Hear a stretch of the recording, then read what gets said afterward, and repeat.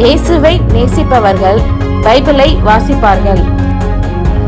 இந்த சேனலை பின்பற்றினால் ஓராண்டில் வேதாகமத்தை வாசித்து முடித்து விடலாம். ஃபாலோ பண்ணுங்க, சப்ஸ்கிரைப் பண்ணுங்க. 2 நாளாகமம் 12ஆம் அதிகாரம். ரெகோபெயாம் ராஜ்யத்தை திடப்படுத்தி தன்னை பலப்படுத்திக் கொண்ட பின் அவனும் அவனோட இஸ்ரவேலர் அனைவரும் கர்த்தருடைய நியாயப்பிரமாணத்தை விட்டுவிட்டார்கள். அவர்கள் கர்த்தருக்கு விரோதமாய் துரோகம் பண்ணினபடியினால் ராஜாவாகிய ரெகோபெயாமின் 5ஆம் வருஷத்தில் எகிப்தின் ராஜாவாகிய சீஷாக் 1200 ரதங்களோடும் 60,000 குதிரை வீரரோடும் எருசலேமுக்கு விரோதமாய் வந்தான். அவனோடே கூட எகிப்திலிருந்து வந்த லூபியர், சூக்கியர், எத்தியோப்பியரான ஜனங்கள் எண்ணிக்கைக்கு அடங்காதவர்களாயிருந்தார்கள். அவன் யூதாவுக்கு அடுத்த அரணான பட்டணங்களை பிடித்து எருசலேம் மட்டும் வந்தான். அப்பொழுது செமாயா தீர்க்கதரிசி ரெகோபெயாமிடத்துக்கும் சீஷாக்கின் நிமித்தம் எருசலேமிலே வந்து கூடியிருக்கிற யூதாவின் பிரபுக்களிடத்துக்கும் வந்து அவர்களை நோக்கி, நீங்கள் என்னை விட்டுவிட்டீர்கள், ஆகையால் நான் உங்களையும் சீஷாக்கின் கையிலே விழும்படி விட்டுவிட்டேன் என்று கர்த்தர் சொல்லுகிறார் என்றான். அப்பொழுது இஸ்ரவேலின் பிரபுக்களும் ராஜாவும் தங்களை தாழ்த்தி, கர்த்தர் நீதியுள்ளவர் என்றார்கள். அவர்கள் தங்களை தாழ்த்தினதை கர்த்தர் கண்டபோது கர்த்தருடைய வார்த்தை செமாயாவுக்கு உண்டாகி அவர் சொன்னது, அவர்கள் தங்களை தாழ்த்தினார்கள், ஆகையால் அவர்களை அழிக்க மாட்டேன். என் உக்கிரம் சீஷாக்கை கொண்டு எருசலேமின் மேல் ஊற்றப்படாதபடிக்கு அவர்களுக்கு கொஞ்சம் சகாயத்தை கட்டளையிடுவேன். ஆனாலும் என்னை சேவிக்கிறதற்கும் அந்நிய தேசங்களின் ராஜ்யங்களை சேவிக்கிறதற்கும் இருக்கிற வித்தியாசத்தை அவர்கள் அறியும்படிக்கு அவனை சேவிக்கிறவர்களாவார்கள் என்றார். அப்படியே எகிப்தின் ராஜாவாகிய சீஷாக் எருசலேமுக்கு விரோதமாய் வந்து கர்த்தருடைய ஆலயத்தின் பொக்கிஷங்களையும் ராஜாவுடைய அரமனை பொக்கிஷங்களையும் சாலமோன் செய்வித்த பொன் பரிசைகள் ஆகிய சகலத்தையும் எடுத்துக்கொண்டு போய்விட்டான்.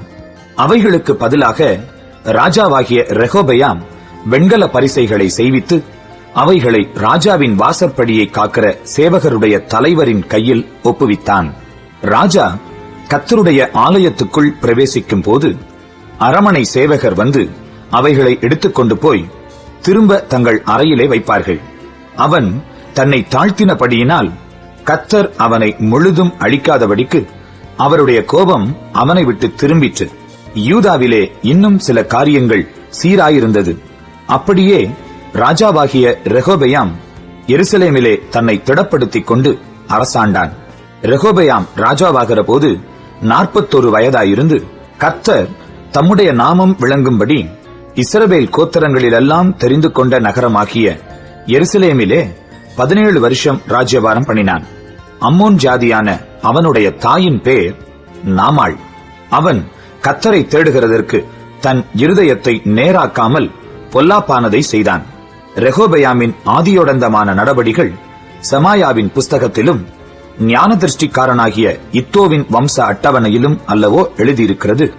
ரெகோபெயாமுக்கும் யெரொபெயாமுக்கும் சகல நாளும் யுத்தம் நடந்து கொண்டிருந்தது.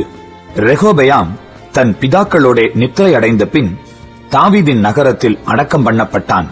அவன் குமாரனாகிய அபியா அவன் ஸ்தானத்தில் ராஜாவானான். 2 நாளாகமம் 13ஆம் அதிகாரம். ராஜாவாகிய யெரொபெயாமின் 18ஆம் வருஷத்தில் அபியா யூதாவின் மேல் ராஜாவாகி 3 வருஷம் எருசலேமில் ராஜ்யபாரம் பண்ணினான். கிபியா ஊரானாகிய ஊரியேலின் குமாரத்தியாகிய அவனுடைய தாயின் பேர் மிகாயாள். அபியாவுக்கும் யெரொபெயாமுக்கும் யுத்தம் நடந்தது. அபியா தெரிந்து கொள்ளப்பட்ட 4 லட்சம் பேராகிய பராக்கிரம சேவகரின் இராணுவத்தாரை யுத்தத்திற்கு ஆயத்தம் பண்ணினான். யெரொபெயாம் தெரிந்து கொள்ளப்பட்ட 8 லட்சம் பேராகிய பலத்த பராக்கிரமசாலிகளை அவனுக்கு எதிராக யுத்தத்திற்கு நிறுத்தினான். அப்பொழுது அபியா எப்பிராயிம் மலை தேசத்திலுள்ள செமராயிம் என்னும் மலையின் மேல் ஏறி நின்று, யெரொபெயாமே, எல்லா இஸ்ரவேலரே கேளுங்கள், இஸ்ரவேலை என்றைக்கும் ஆளும் ராஜ்யபாரத்தை இஸ்ரவேலின் தேவனாகிய கர்த்தர் தாவீதுக்கும் அவன் குமாரருக்கும் மாறாத உடன்படிக்கையாய் கட்டளையிட்டதை நீங்கள் அறியீர்களா?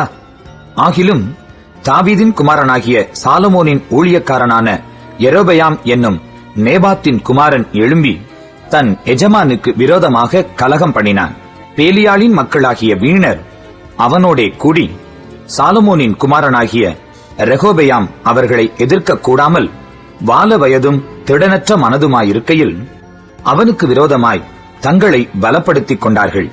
இப்போதும் தாவீதுடைய குமாரன் கையில் இருக்கிற கர்த்தருடைய ராஜ்யத்திற்கு விரோதமாக நீங்கள் பலன் கொள்ளலாம் என்று நினைக்கிறீர்கள். நீங்கள் ஏராளமான கூட்டம். யெரொபெயாம் உங்களுக்கு தேவர்களாக உண்டாக்கின பொன் கன்றுக்குட்டிகளும் உங்களிடத்தில் இருக்கிறதே. நீங்கள் ஆரோனின் குமாரராகிய கர்த்தருடைய ஆசாரியரையும் லேவியரையும் தள்ளிவிட்டு தேசாதேசங்களின் ஜனங்களைப் போல உங்களுக்கு ஆசாரியர்களை உண்டு பண்ணவில்லையோ? இளங்காளையினாலும் 7 கடாக்களினாலும் தன்னை பிரதிஷ்டையாக்கும்படி வருகிற எவனும் தெய்வம் அல்லாதவைகளுக்கு ஆசாரியனாகிறானே. எங்களுக்கோ கர்த்தரே தேவன், நாங்கள் அவரை விட்டு விலகவில்லை. கர்த்தருக்கு ஊழியம் செய்கிற ஆசாரியர்கள் ஆரோனின் குமாரரும் பணிவிடை செய்கிறவர்கள் லேவியருமாமே.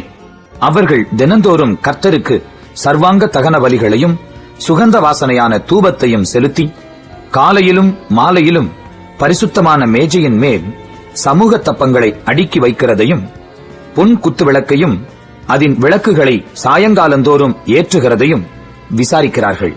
நாங்கள் எங்கள் தேவனாகிய கர்த்தரின் காவலை காக்கிறோம், நீங்களோ அவரை விட்டு விலகினீர்கள்.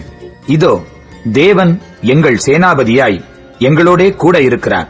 உங்களுக்கு விரோதமாக பூரிகைகளை பெருந்துணியாய் முழக்குகிற ஆசாரியர்களும் இருக்கிறார்கள். இஸ்ரவேல் புத்திரரே, உங்கள் பிதாக்களின் தேவனாகிய கர்த்தருக்கு விரோதமாக யுத்தம் செய்யாதேயுங்கள், செய்தால் உங்களுக்கு சித்திக்காது என்றான். யெரொபெயாம் அவர்களுக்கு பின்னாக வரத்தக்கதாக ஒரு பதிவிடையை சுற்றி போக பண்ணினான். அப்படியே அவர்கள் யூதாவுக்கு முன் இருந்தார்கள். அந்த பதிவிடை அவர்களுக்கு பின் இருந்தது. யூதா ஜனங்கள் திரும்பி பார்க்கிற போது முன்னும் பின்னும் யுத்தம் நடக்கிறதைக் கண்டு கர்த்தரை நோக்கி கூப்பிட்டார்கள். ஆசாரியர்கள் பூரிகைகளை முழக்கினார்கள். யூதா மனுஷர் ஆர்ப்பரித்தார்கள். யூதா மனுஷர் ஆர்ப்பரிக்கிற போது தேவன் யெரொபெயாமையும் இஸ்ரவேல் அனைத்தையும் அபியாவுக்கும் யூதாவுக்கும் முன்பாக முறிய அடித்தார். இஸ்ரவேல் புத்திரர் யூதாவுக்கு முன்பாக முறிந்தோடினார்கள். தேவன் அவர்களை இவர்கள் கையில் ஒப்புக் கொடுத்தார். அபியாவும் அவனுடைய ஜனங்களும் அவர்களில் மகா சங்காரம் பண்ணினார்கள். தெரிந்து கொள்ளப்பட்ட 5 லட்சம் பேர் இஸ்ரவேலிலே வெட்டுண்டு விழுந்தார்கள். அப்படியே இஸ்ரவேல் புத்திரர் அக்காலத்திலே தாழ்த்தப்பட்டார்கள். யூதா புத்திரரோ தங்கள் பிதாக்களின் தேவனாகிய கர்த்தரை சார்ந்து கொண்டதினால் மேற்கொண்டார்கள். அபியா யெரொபெயாமை பின்தொடர்ந்து அவனுக்கு உண்டான பட்டணங்களாகிய பெத்தேலையும் அதின் கிராமங்களையும், யெஷானாவையும் அதின் கிராமங்களையும், எப்பரோனையும் அதின் கிராமங்களையும் பிடித்தான். அப்புறம் அபியாவின் நாட்களில் யெரொபெயாம் பலங்கொள்ள மாட்டாதே போய் கர்த்தர் அவனை அடித்ததினால் மரணமடைந்தான். அபியா பலத்து போனான். அவன் 14 ஸ்திரீகளை விவாகம் பண்ணி 22 குமாரரையும் 16 குமாரத்திகளையும் பெற்றான். அபியாவின் மற்ற கிரியைகளும் அவன் நடபடிகளும் அவன் வர்த்தமானங்களும் தீர்க்கதரிசியாகிய இத்தோவின் சரித்திரத்தில் எழுதியிருக்கிறது. 2 நாளாகமம் 14ஆம் அதிகாரம். அபியா தன் பிதாக்களோட நித்திரை அடைந்த பின் அவனை தாவீதின் நகரத்தில் அடக்கம் பண்ணினார்கள். அவன் ஸ்தானத்திலே அவன் குமாரனாகிய ஆசா ராஜாவானான். இவனுடைய நாட்களில் தேசம் 10 வருஷம் மட்டும் அமெரிக்கையாயிருந்தது. ஆசா தன் தேவனாகிய கர்த்தரின் பார்வைக்கு நன்மையும் செம்மையுமானதை செய்தான். அந்நிய தேவர்களின் பலிபீடங்களையும் மேடைகளையும் அகற்றி சிலைகளை உடைத்து விக்கிரக தோப்புகளை வெட்டி தங்கள் பிதாக்களின் தேவனாகிய கர்த்தரை தேடவும் நியாயப்பிரமாணத்தின்படியும் கற்பனையின்படியும் செய்யவும் யூதாவுக்கு கற்பித்து யூதாவுடைய எல்லா பட்டணங்களிலும் இருந்து மேடைகளையும் விக்கிரகங்களையும் அகற்றினான். அவனுக்கு முன்பாக ராஜ்யம் அமெரிக்கையாயிருந்தது. கர்த்தர் அவனுக்கு இளைப்பாறுதலை கட்டளையிட்டதினால் அந்த வருஷங்களில் அவனுக்கு விரோதமான யுத்தம் இல்லாதிருந்தது. தேசம் அமெரிக்கையாயிருந்தபடியினால் யூதாவிலே அரணான பட்டணங்களை கட்டினான். அவன் யூதாவை நோக்கி, தேசம் நமக்கு முன்பாக அமர்ந்திருக்கையில் நாம் இந்த பட்டணங்களை கட்டி அவைகளுக்கு அலங்கங்கள், கோபுரங்கள், வாசல்கள் உண்டு பண்ணி தாழ்பாள் போட்டு பலப்படுத்துவோமாக. நம்முடைய தேவனாகிய கர்த்தரை தேடினோம். தேடின போது சுற்றிலும் நமக்கு இளைப்பாறுதலை கட்டளையிட்டார் என்றான். அப்படியே கட்டினார்கள்.